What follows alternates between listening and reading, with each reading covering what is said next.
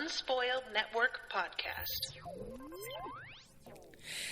This is Spoil Me, covering Dandelion Dynasty Book 4, Speaking Bones, chapters 57 and 58 and 59, the last 3 chapters of the book.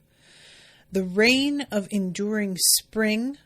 Part 5 is titled Falling Leaves, and then 58 is The Gathering of Life, and 59 is called Homeland.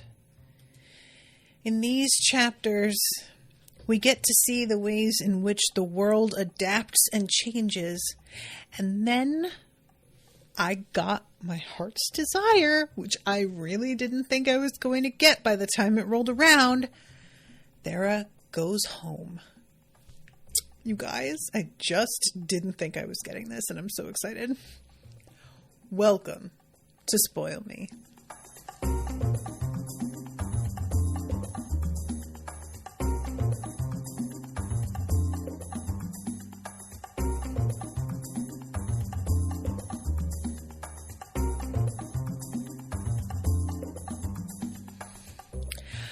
Welcome to the show, everyone. I am Natasha. Thank you very much to Kyle for commissioning almost this entire series by himself.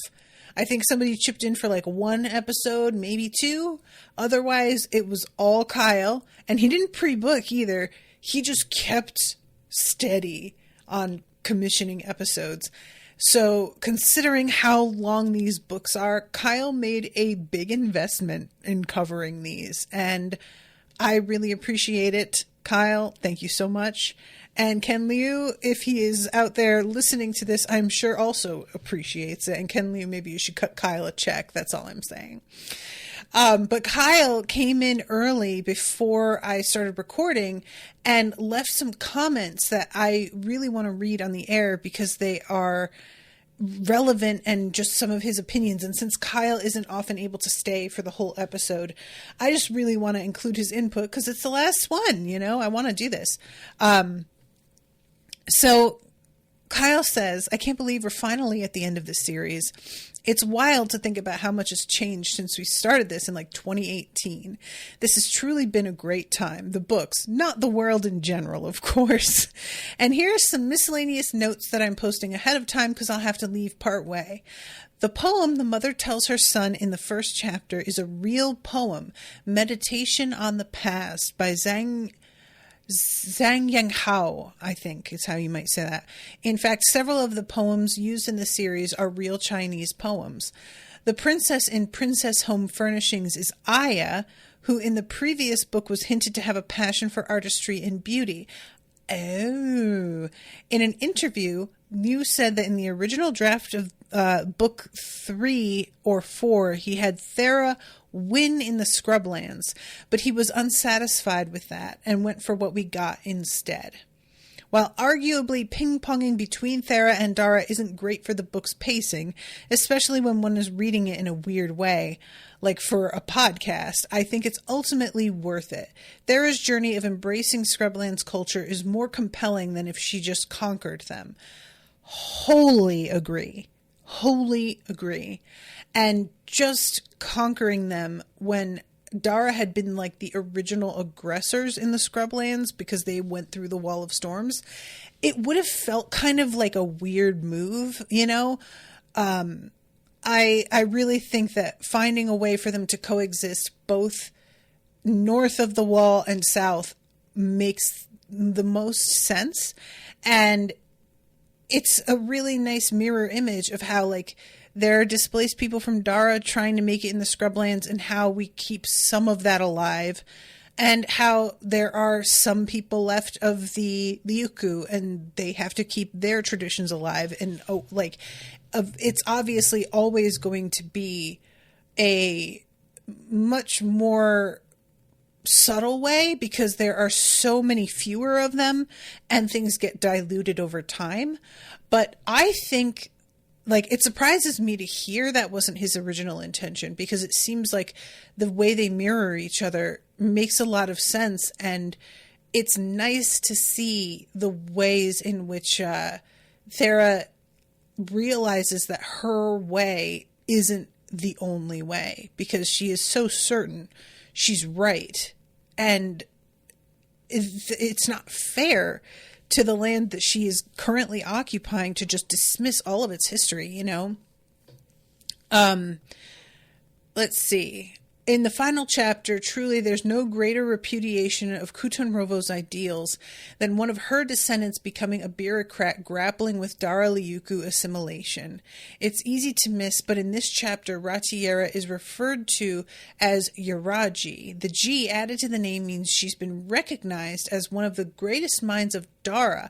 Ooh, I heard that it was like said differently, but I didn't know what the difference was.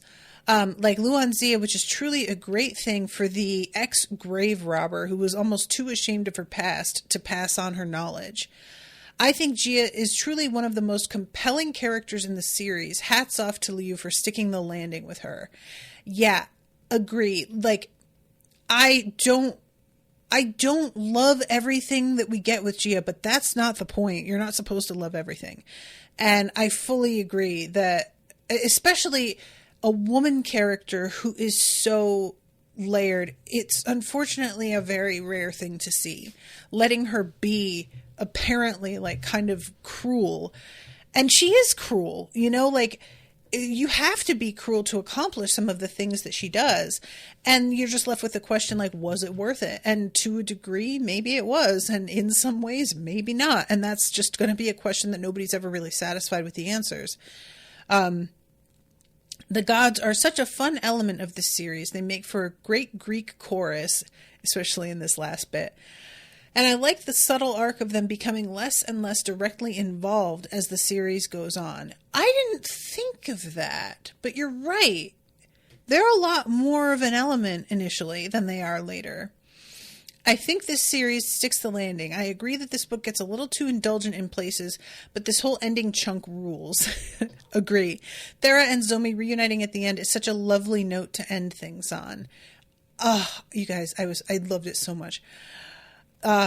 Thank you again for doing this. I'm glad you got so much enjoyment out of the series. Now there is a series I would like to commission in the future, the Dark Star trilogy by Marlon James. But I'm going to wait for the third book to come out before I try and make that happen, so it won't be for quite a while. Toodaloo. Awesome. Noted. And then Kyle, he posted them in sections. Oh, I didn't even see this, Kyle. I was just breaking it up. It's fine. Because he posted the comments again, but broken up a little bit. I just saw that you said, please ignore the giant block of text. I'm sorry I didn't see that right away, but it worked out fine. But yeah, thank you, Kyle. I really appreciate you leaving a message, because you're not able to be here a lot. So I really wanted to know what you thought about a lot of it. And yeah, you guys, I was really unsure about the ending of this fucking series, not just this book, but this has spanned such a length of time. And how old was Kuniguru at the start of the first book? 15 maybe? And now we are seeing at the end of this book, we've got, what is it, a great grandchild so it would be his great grandchild, I think. Yeah, we have a large span of time here, and so much has happened. And how do you cap off? Just the thought of trying to figure out how to end a series that is this epic is overwhelming just to consider. So he had his work cut out, and I think he really managed to nail it. But without further ado, let me get into the actual chapters, because it's actually quite a big section, this last bit. But a lot of it I'm going to be able to sort of breeze over, because there are tons of details that, while compelling to read, don't need to be reiterated by me. I think that these details make it feel very rich and realized, but I can easily get into a thing where I begin to just read you the book, and that is not why you're here. And we're hearing about the changes in the way shipping worked initially. It says, 4 years ago, in the immediate aftermath of the Ryukyu surrender, most of the ships heading to Ukyuta-asa had ridden low in the water and returned empty. Supplies and workers had to be brought to the devastated islands, and they bring all kinds of like food and cloth and tools, artisans. You know, they need to basically completely rebuild from scratch almost. And now they have managed to establish some agricultural trade. So they are sending some things out finally. And there's also like what I find really fascinating, the Ryukyu fashion and the food starts to become a way of marking oneself as more sophisticated, and like the long-haired cattle that are like becoming a bit of a delicacy. I really enjoy the fact that the way it's cooked, it's like reviewed by Ginpen's leading food critic, Lady Gina Kofi. The cynical claimed that Kofi had been so over the top in her praise only because she was trying to curry favor with the throne. Empress Shizona and consort Kinri had paid a special visit to Ginpen shortly after their wedding and stopped at the splendid urn for a meal. The food, by all accounts just simple home cooking, had so impressed the empress that she had presented Lodantho and Mati Fi, the splendid urn's manager and head chef, with a logogram sign in her own calligraphy, "First in Dara." The empress had also given Widow Wasu, the restaurant's owner, the title of Lady of the First Rank by writ, on account of, quote, extraordinary achievements in hospitality. No one could figure out just what the widow had done to deserve such an unprecedented honor, and most rumors that attempted to explain the widow had presented the empress with a 1,000-year-old homunculus mushroom of immortality. The widow was actually the empress's long-lost grandmother. The empress and her consort had once worked for the widow as waitress and busboy, were too ludicrous to be credited. You guys, nothing gets to me like people who are much lower on the social food chain getting their due once the people at the top are finally in power and able to do that. It is the most satisfying thing. And that's not surprising because like my entire heart's desire is to someday be very wealthy and be able to buy all of my friends and family homes and pay off their debt and get them medical care. Like, of course, this is what gets to me, but I swear to God, I love this so much. In any event, the chef responsible for the dish suddenly found himself the most desired guest of Dara noble households. And then, not all Ryukyu cuisine was becoming popular. The sheep sponge remained revolting to most, whether served hot or cold, and there were even movements by some public health officials to ban the dish entirely. Which, that is really funny because, you know, sweetbreads are a thing that is a delicacy. I think in France is really like the place where, and French cooking has a way of making use of a lot of different parts that most don't find particularly enjoyable. And some of those delicacies are revolting. So, you know, it's all in the eye of the beholder. I have never tried sweetbreads. I'm not averse to it. I think I'd be willing to try it. But I do tend to find organ meat oftentimes a little too metallic. And that can depend on how it's prepared because often, if it is metallic, it will be like marinated to sort of offset that. I digress. Anyway. The cattle hair, when spun into yarn, was soft and warm and possessed a unique shimmer that proved very much in demand by the fashionable. And there's just all of this stuff that's like about the way in which they find like a drug so that people can drink Kyofir and not get sick from it. And they have managed to like upgrade airships so that the trade runs faster. There's just so much forward progress and a change of attitude toward a lot of like these food items, these what's the word, like craft wares and whatnot. And I just really enjoy these sorts of details and find it very fascinating because This is something that is sort of I have some experience with like the way America will go on a trend with like a certain demographic of, for example, what I'm thinking of is like, we will do the appropriation thing. And that's what it is. What's being described here is not. I don't really call that appropriation.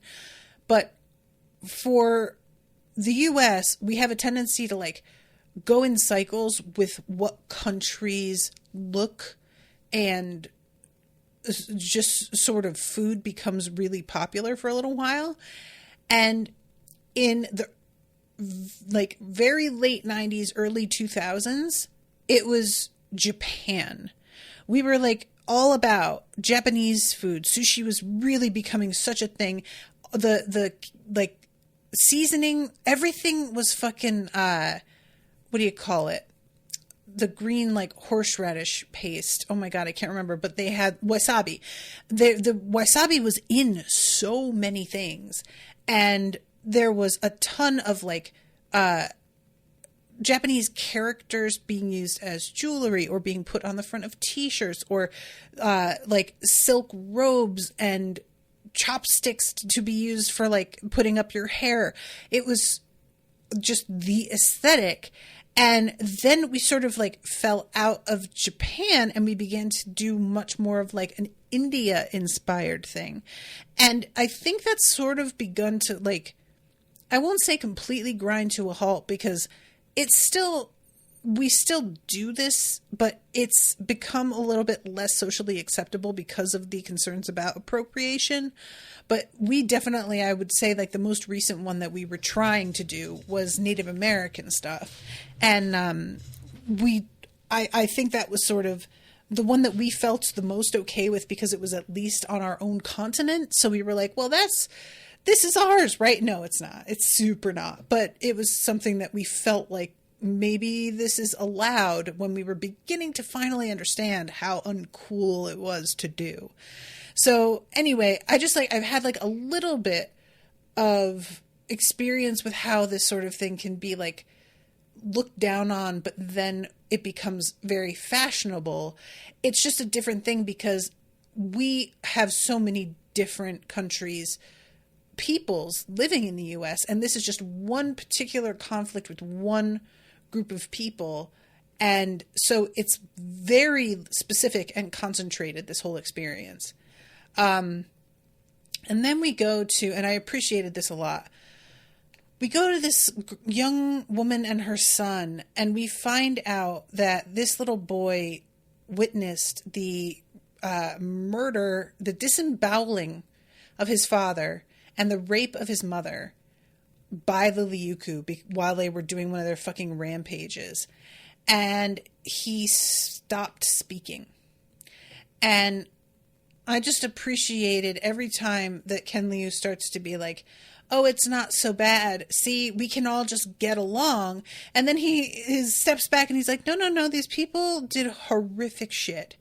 Like, there is a valid reason why people are angry and did not want them to be part of their country.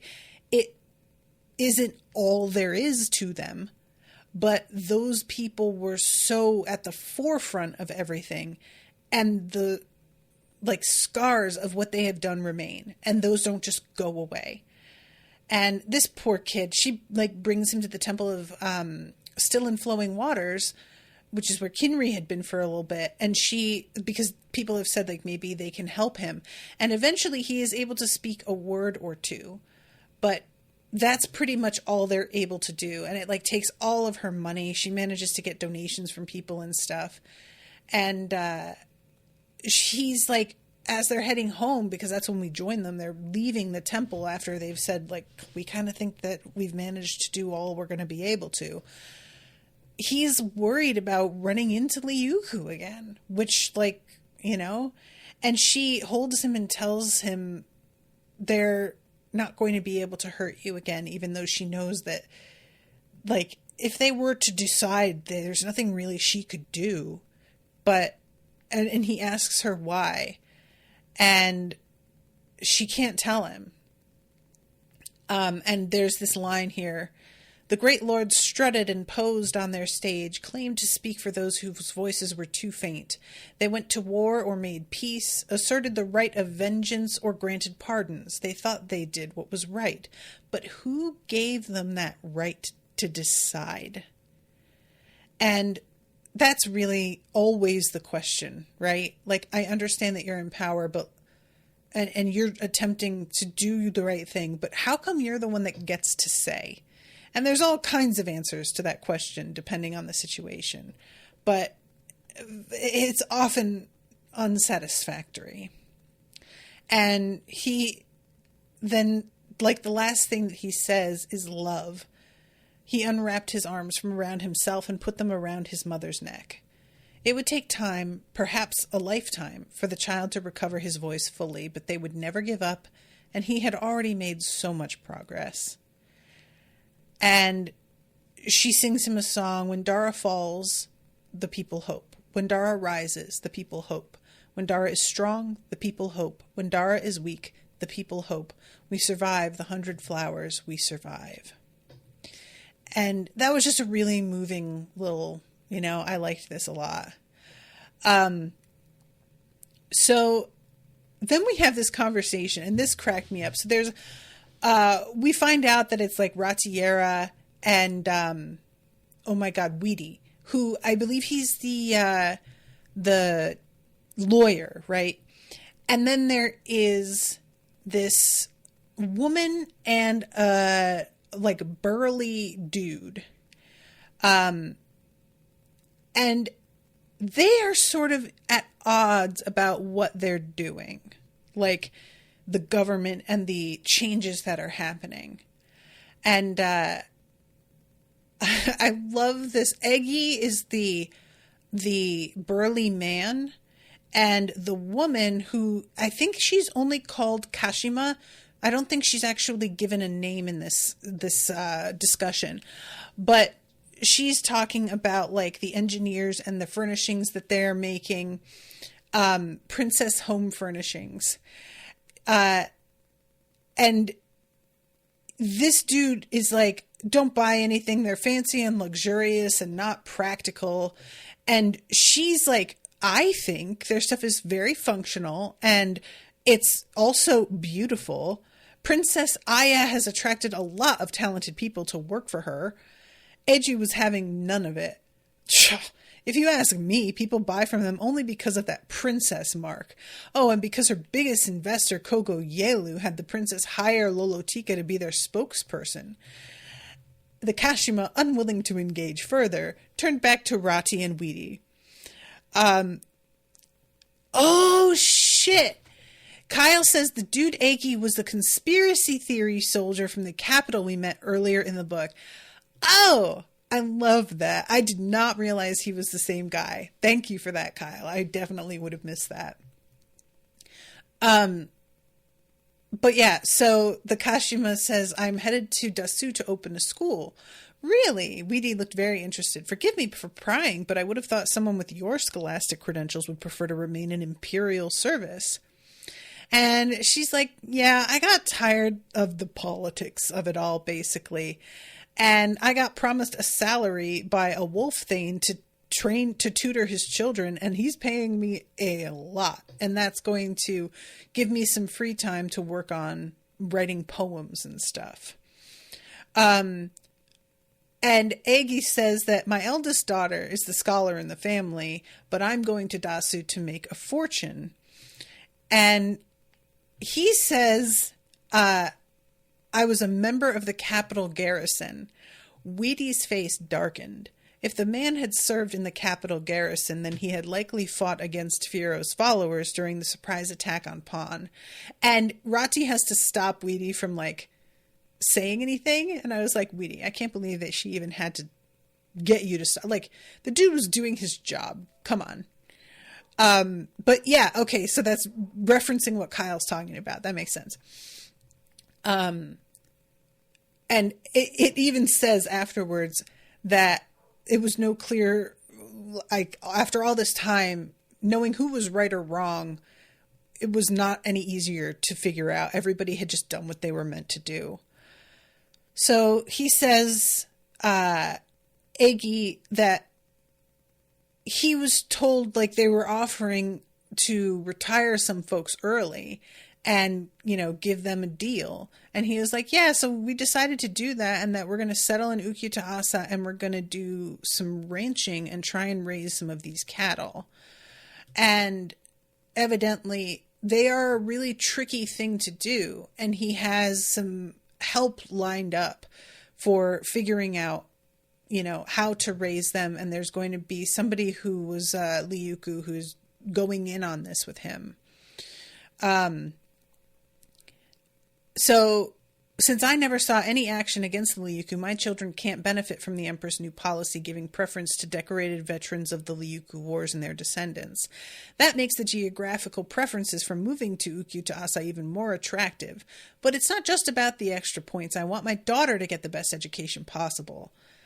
And this is when the Kashima chimes in and is like, well, look, I know what Zomikidosu's up to, and she's taking the whole wrong approach to the way that she's educating, and she's giving up on a lot of the classics, and they need to, you know, and meanwhile, Ratiera is off to the side going, yeah, no, you are being very short-sighted about this whole thing. But I love how she ends it with like, I can recommend somebody. And Egi is just like, yeah, thanks. Anyway, and he just keeps talking.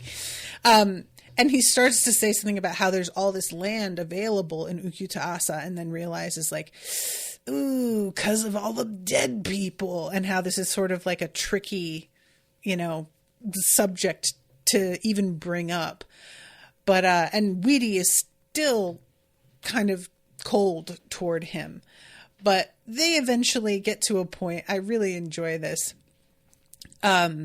where he's like, I need to learn how to speak Liuku. I actually have been learning a lot, but I don't have anybody to practice with.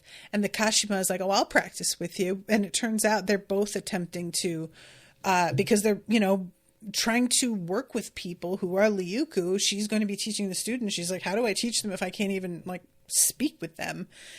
And it's just a nice little moment of them like being very much on opposite sides of stuff, but they're both still attempting to integrate Liuku language and working with Liuku into their lives. And so this is just a major change for a lot of people. So eventually the Kashima is like, so what kinds of like machinery do you work with? And Rati is like, well, you know, I've been trying to do stuff with farmers, and there aren't enough people in Ukyuta'asa, so I'm building machines to do some of the work. And immediately the Kashima is like, you're working with like basically computers? You must be really famous. And Rati's like, oh, no, I'm just a beginner. Oh boy, our ship is here. And just like finally gets on out of there. But yeah, it's I like this moment. I just like touching base with everybody, basically, you know?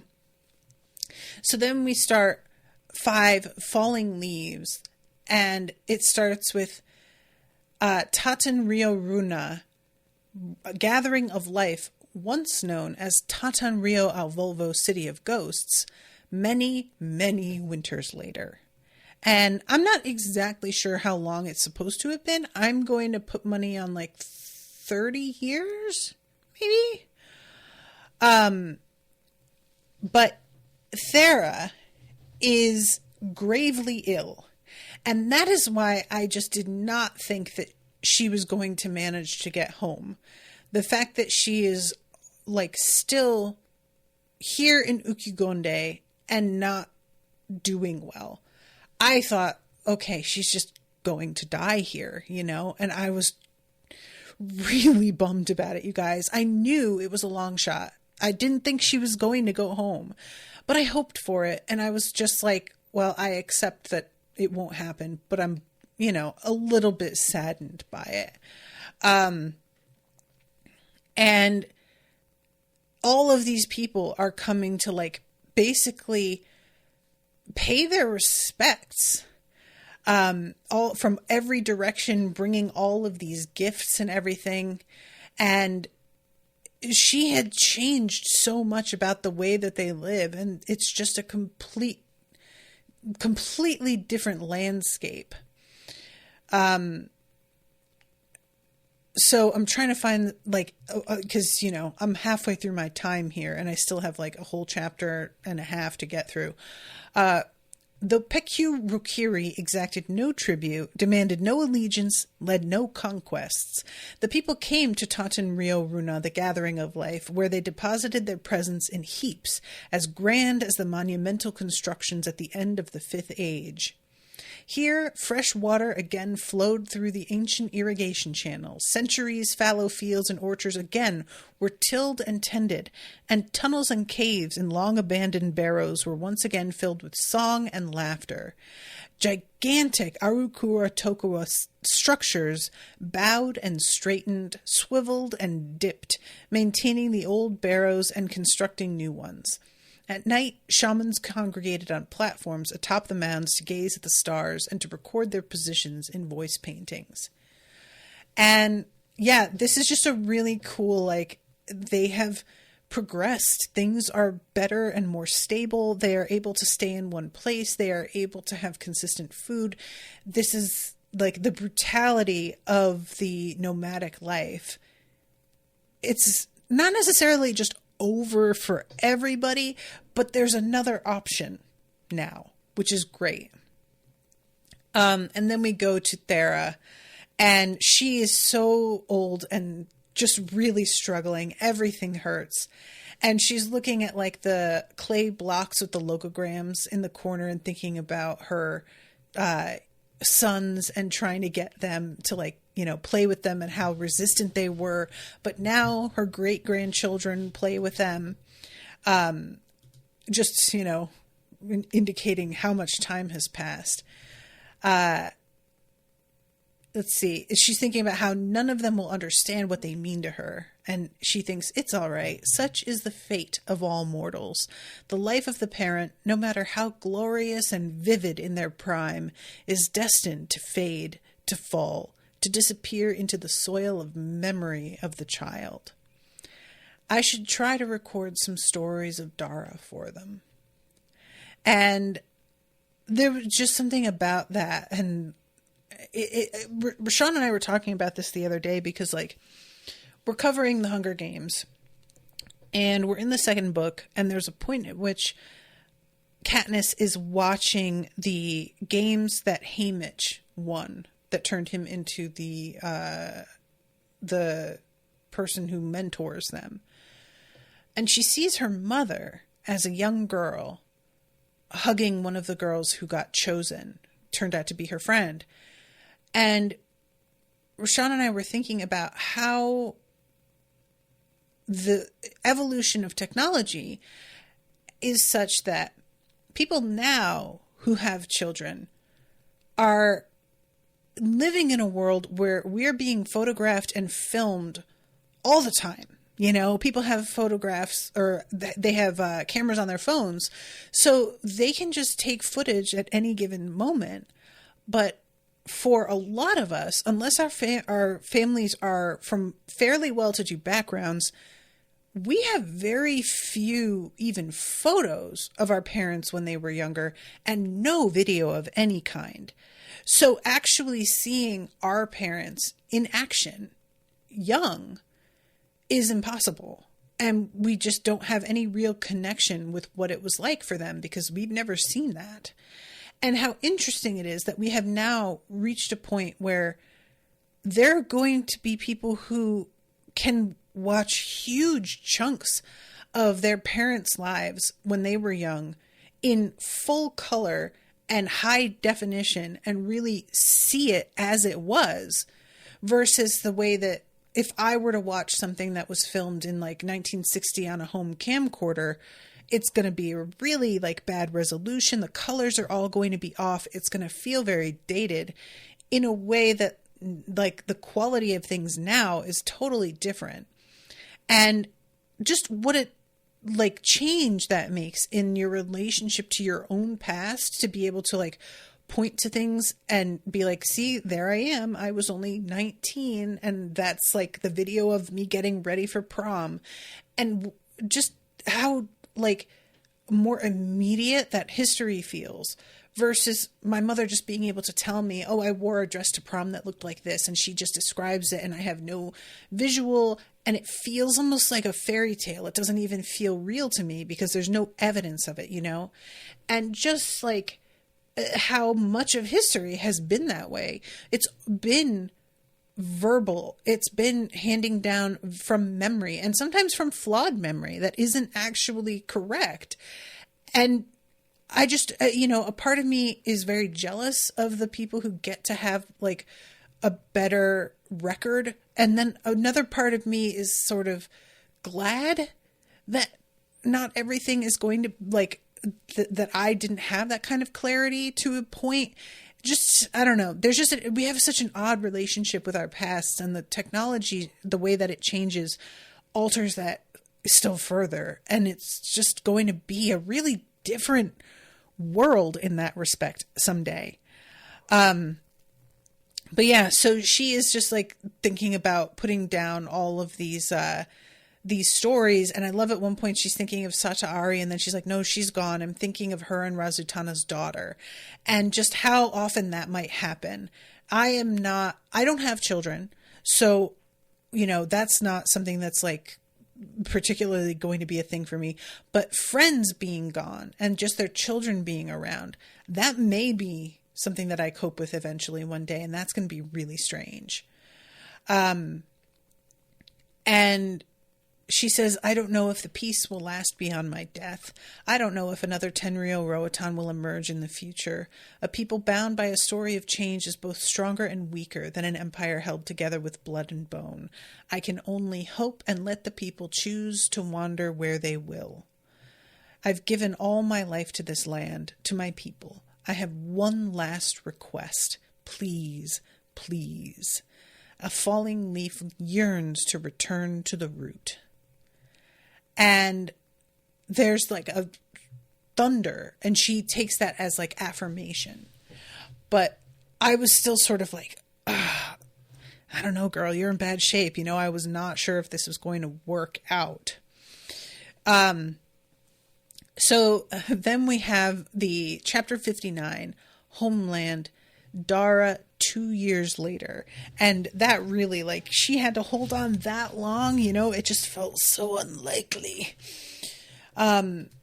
So we start off with a falcon taking off from a tower, and looking down at all of these seeds that are drifting.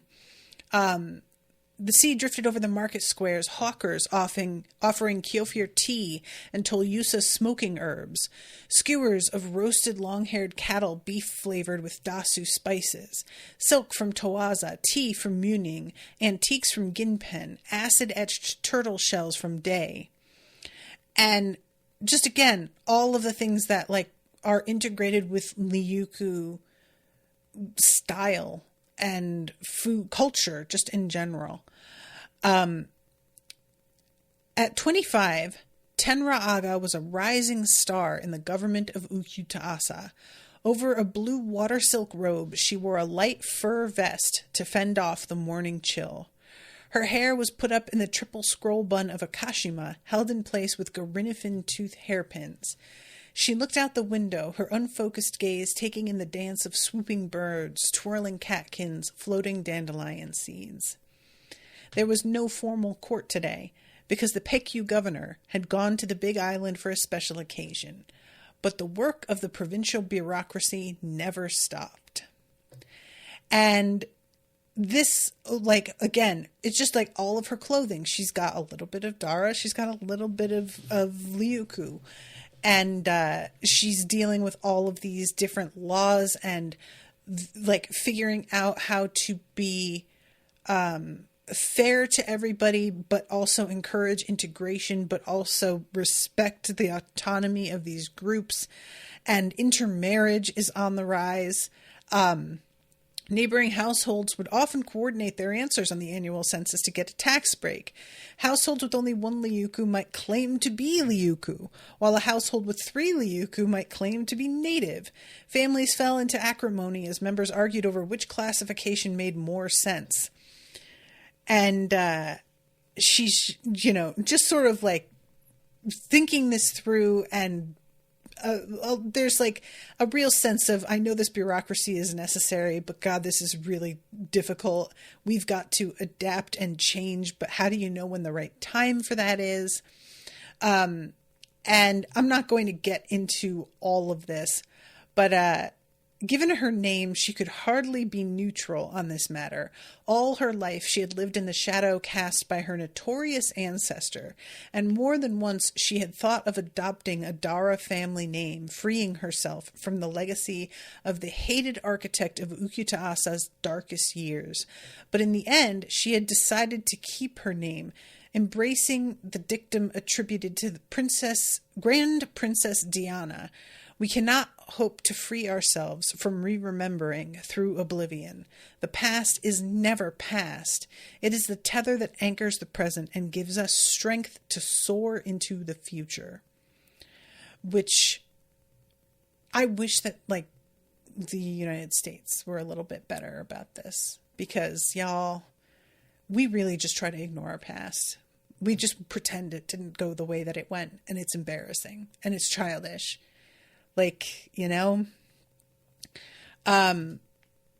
So yeah, it turns out that she is a descendant of Kutanrovo, and it takes a while to actually tell us that. I didn't remember Kutanrovo's last name was Aga.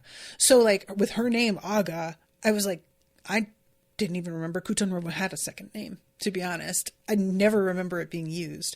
I'm sure it was, but I don't remember it.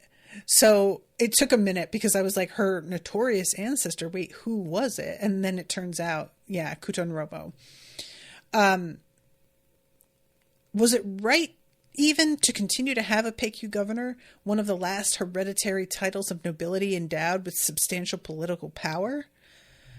The Liuku spirit is Mutaje, such had been her faith, but how was she to reify that ideal?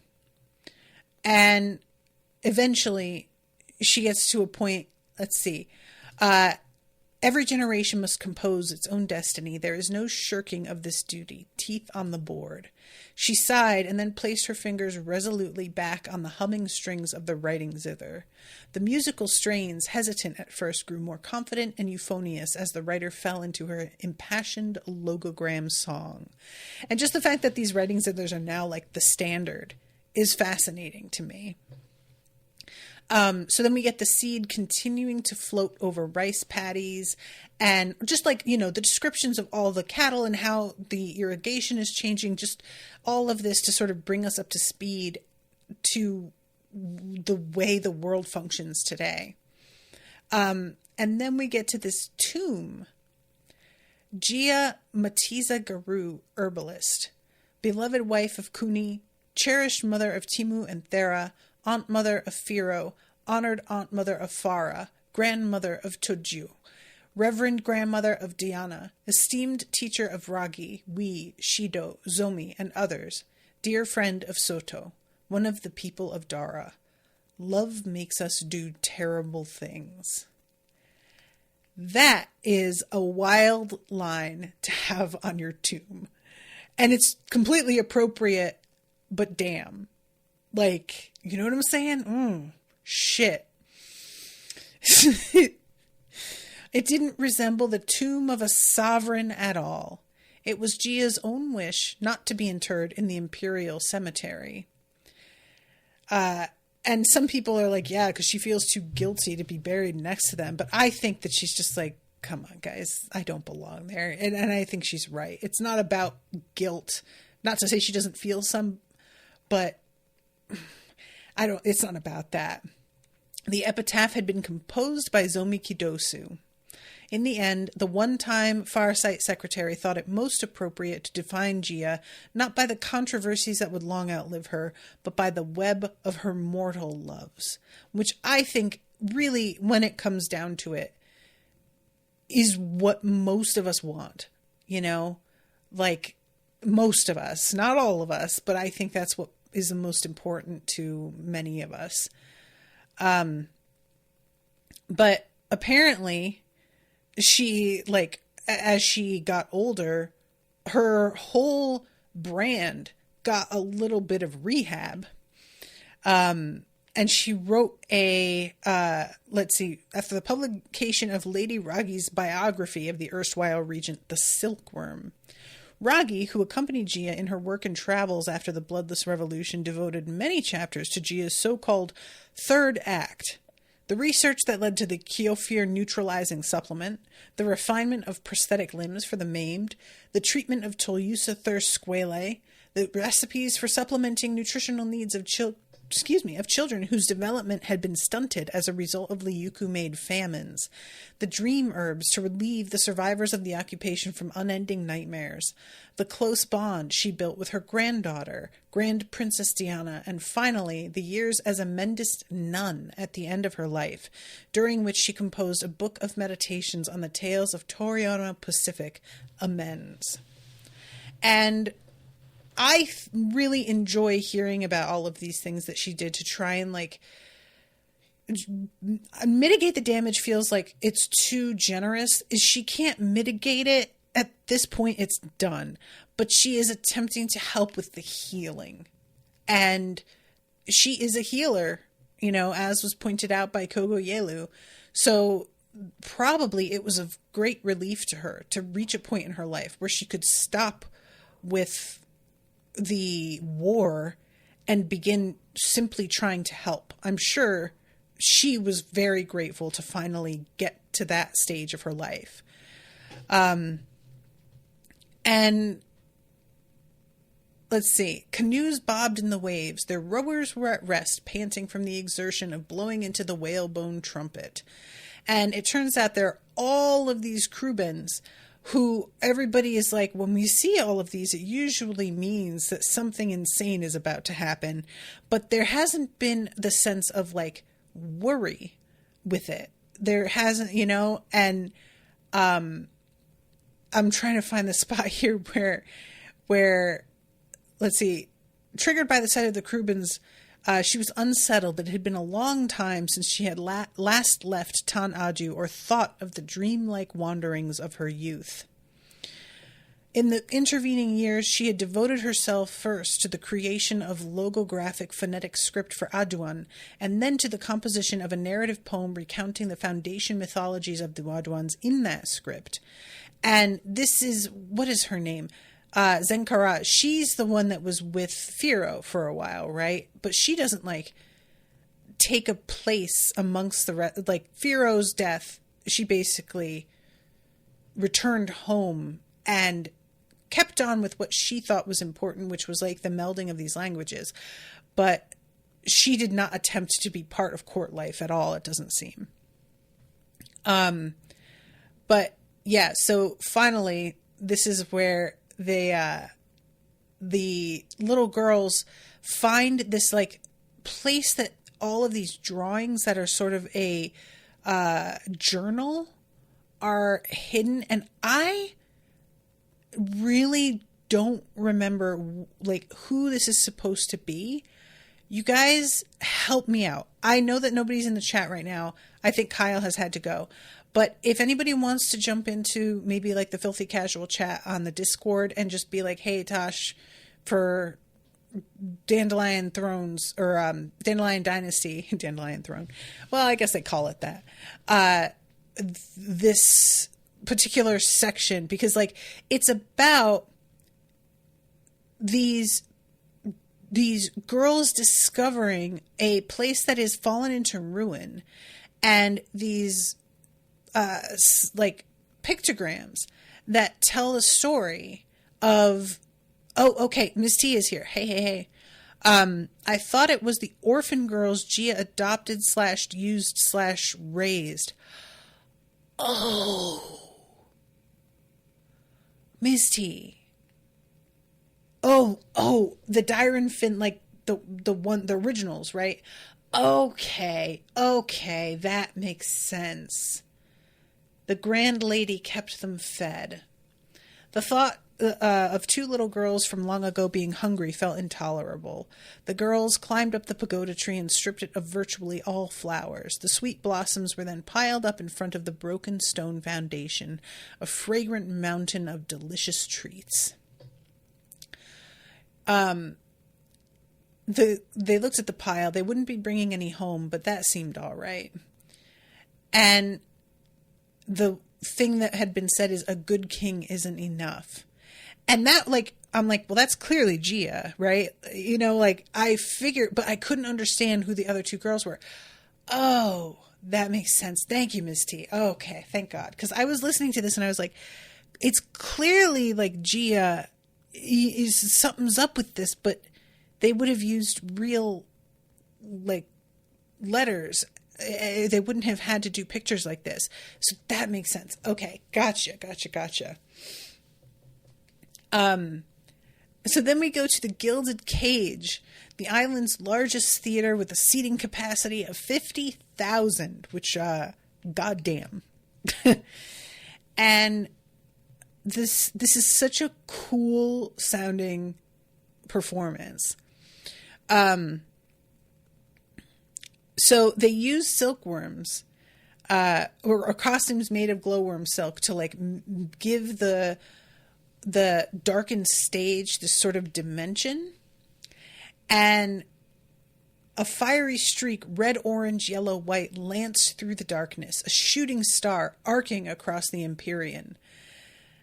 The streak held, thickened, solidified into a curling, flaming tongue.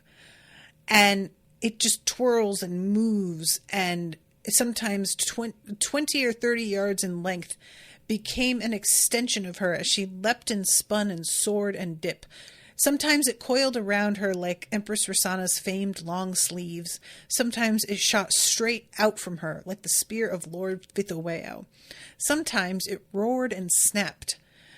And everybody is like, how is she doing this? Because she's like up in the air, it seems, right? And the sparks and everything, like she's hovering, and everybody's watching it like, how is she doing this? And finally, she stands still and the lights come up, and they realize that the stage is this covered by a huge block of ice, and she had been like dancing and skating and sliding over it using a torch like a writing knife, and making all of these like indentations and marks and channels and whatnot with that instead of in wax. And that sounds like the coolest thing. I would love to see something like, it doesn't sound like the kind of thing that would actually be possible. I may be wrong about that, but I would love to see it done in a live action, just even using special effects. I think that sounds really cool looking. So finally we get to the point where, because all of this reminder is being told from the perspective of a dandelion seed that's floating over the country. So it keeps going, and everywhere that it goes, we get a little description of like where we are and how things are looking and what people are doing. And this is when we finally see the city ship that has arrived. That is like this really wild Arukua Tokuwa creation. And it's called Dissolver of Sorrows, like the original had been, but it's just rebuilt, and it's this really, I do not have time to get into it, but it sounds really cool. And it's Thera, and she has brought the bones of Thorio with her to bury, but Thorio's bones have disappeared. And this is when we like touch base with the gods, and they're like, oh my God, Lutho, you're back. Because once he's back in Dara, in his homeland, he can return to life from having been Thorio. And he remembers what it was like to have been Thorio. I wasn't sure if he would. And evidently he is sort of overwhelmed at what it was like to be mortal. And is like that was a lot, you guys. That I can tell you the story. And they're like, yeah, later. I think, who is it that he is speaking with initially? But I'm sorry, I'm trying to find it, the name of the god that he's speaking with initially, because there's somebody who's like giving him a hard time. And there's a point at which he's like, wait until you see Rufizo. He looks totally different. They've been giving us all makeovers, and now he's got like weird arms made of roots, and it's really floppy and weird. Tututika and Rufizo have laid out quite a spread in the Damu Mountains. Little sister sent me to fetch you and admonished us not to be late. Our little sister is now in charge? I humor her, since she claims it's the age of love and healing. Don't worry, if you're bored, I have some schemes brewing for having fun with the mortals, and you can plot against me. I'm quite certain the days of my plotting with or against mortals are over. Like children who have grown up, they need us less than we think. Surely the mortals need drama as much as we do. It keeps life interesting. Come on, it's no fun plotting alone. If I didn't know better, I'd say you missed me. I certainly have missed you. Ugh, please don't let this be the new normal. And that's the end of our little check-in with them, but I just really liked that. So this is when Thera comes up, and she didn't think of this, and neither did I, but her showing up means that she's like Empress now, because she never actually abdicated. They thought she would be coming back. And so when she turns up, they're like, here's your crown. And she's going, wait, no, I don't want this. Thank you, but hard pass. And she hands it back to Danhu, son of Kafidi, daughter of Diana, daughter of Timu. So that would make him her great-great-grandson, which would be Kuni's great-great-great-grandson. The amount of time. That is so... These books are so huge, you guys. I swear to God. And she gives him the crown back. And I love that she's like, lower your head, because he's too tall. And she has to bow to him in Jiri, which is like very hard because she's old and her body is like, I don't want to do that. Fine. And then, you guys, I thought she was going to be greeted by her sister, which would have been great, sure. And I would have liked to see that. But it's Zomi. You guys, I got so choked up. It never even occurred to me. I thought Zomi was gone. I really thought she would have died already. Like, it made me so happy. It was just their love story. Like, their relationship felt so real to me, and probably is my favorite, like, romantic relationship in the series. And so the two of them being like end game for this book, it just got me really choked up. It's just, and they're so old that it's like they have changed so much and gone through so much, but they're the same people. And, you guys, they're one of, like, Zomi's in a wheelchair, but it's like an electric wheelchair. So that's dope. And Zomi is explaining to her, Farah abdicated in favor of Diana as soon as she felt things were stable enough. She and Kinreed took their kids to travel the islands in disguise, refusing all invitations to visit the court. That's also why she didn't come with me this time, saying she only wants to see her sister, not perform in political theater. She was good at it, though. Her reign was too brief. The precedents she left were weighty.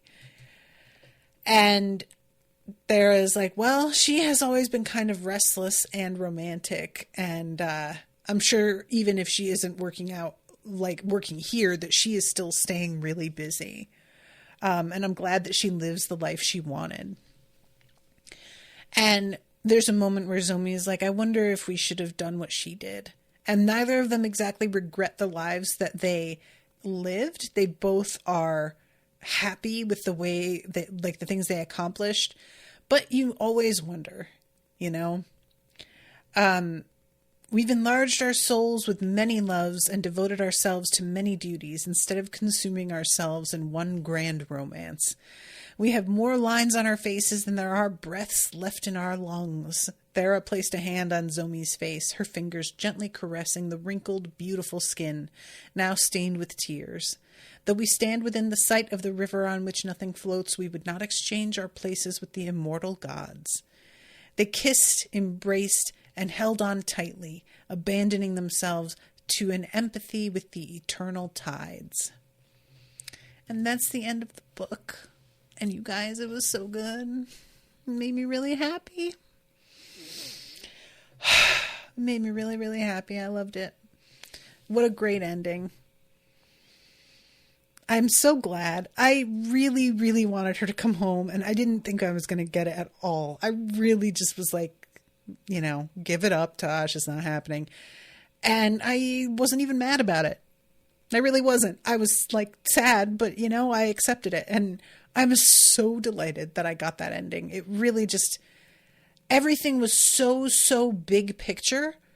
Everything was about the progress of the country, the culture.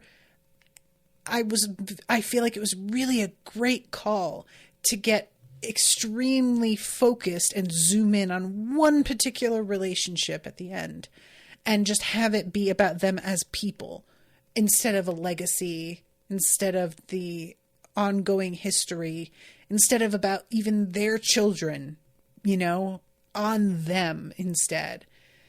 It was so good. I'm really happy with it.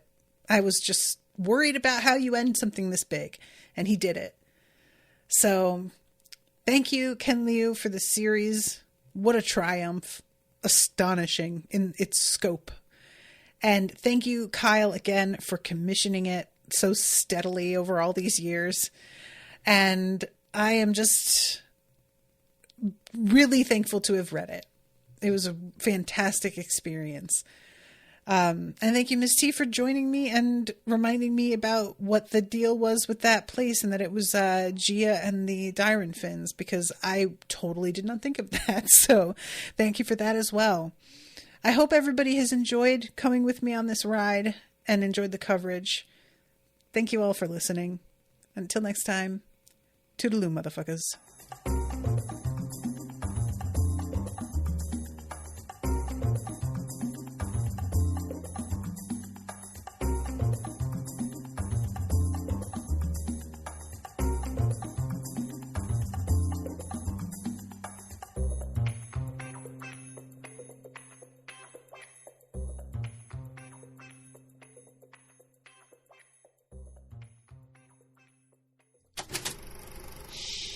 That was an Unspoiled Network podcast.